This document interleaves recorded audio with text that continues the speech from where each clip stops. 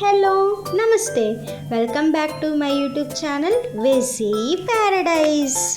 I am Gajavalli Sai Sahiti. ఈరోజు special garlic cheese sandwich. US, UK, Australia and New Zealand cafes and రెస్టారెంట్స్లో serve చేసే sandwich recipe ఇది. అయితే New Zealand more ఆఫెన్గా ఒక వేరియేషన్ని follow అయితే ఏంటంటే ఖచ్చితంగా ఒక నాన్ వెజ్ ట్విస్ట్ని ఇచ్చిద్ది. లైక్ హ్యామ్ ఆర్ టర్కీ మీట్ని యాడ్ చేస్తారు. బట్ మనం అథెంటిక్ గార్లిక్ చీజ్ శాండ్విచ్ ఎలా చేసుకోవాలో చూసేద్దాం రండి. Let's begin the recipe process. First ఒక 2 టేబుల్ స్పూన్స్ సాల్టెడ్ బటర్ తీసుకొని రూమ్ టెంపరేచర్లోకి వచ్చిన తర్వాత ఈ విధంగా బాగా మిక్స్ చేసుకోవాలి. ఇప్పుడు ఇందులో మనం కొన్ని హెర్బ్స్ యాడ్ చేసుకోవాలి. ఒక 5-6 వెల్లుల్లి రెబ్బల్ని సన్నగా చాప్ చేసుకొని యాడ్ చేసుకోవాలి. ఒక 2 టేబుల్ స్పూన్స్ కొత్తిమీరని సన్నగా చాప్ చేసుకొని యాడ్ చేసుకోవాలి. 1 టీ స్పూన్ ఆరిగానో, మీ దగ్గర ఆరిగానో లేకపోతే మిక్స్డ్ డ్రై హెర్బ్స్ అయినా యూస్ చేసుకోవచ్చు. And 1 teaspoon chilli flakes add చేసుకోవాలి.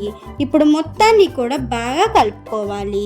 బటర్లో అన్ని హెర్బ్స్ మిక్స్ అయిపోయిన తర్వాత బ్రెడ్ స్లైసెస్ తీసుకొని ఈ విధంగా బాగా స్ప్రెడ్ చేసుకోవాలి. నేను చెప్పిన క్వాంటిటీలో బటర్ అండ్ హెర్బ్స్ మీరు తీసుకున్నారు అంటే ఈజీగా 4 to 5 బ్రెడ్ స్లైసెస్ కి సరిపోతుంది.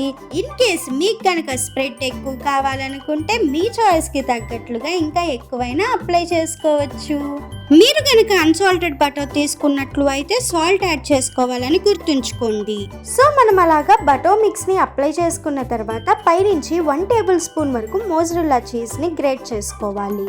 తర్వాత మరొక బ్రెడ్ స్లైస్ తీసుకొని లైట్ గా సాల్టెడ్ బటర్ ని స్ప్రెడ్ చేసి చీజ్ యాడ్ చేసుకున్న బ్రెడ్ స్లైస్ మీద ప్లేస్ చేసుకోండి.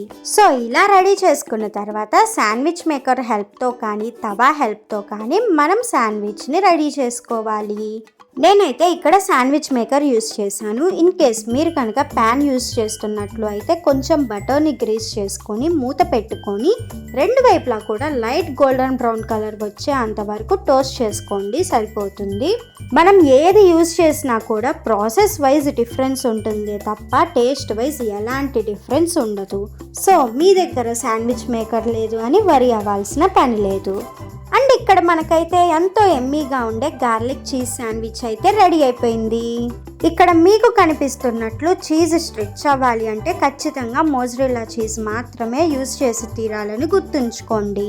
ఇంతకీ బ్రేక్ఫాస్ట్ ఆర్ స్నాక్స్గా సర్వ్ చేసుకునే గార్లిక్ చీజ్ శాండ్విచ్ రెసిపీ నచ్చిందా? అయితే ఇంకెందుకు లేట్, వెంటనే ట్రై చేసి చూడండి. Stay tuned for more interesting recipes. Please do watch, like, share, comment and subscribe to my YouTube channel. Thank you for watching. Bye bye.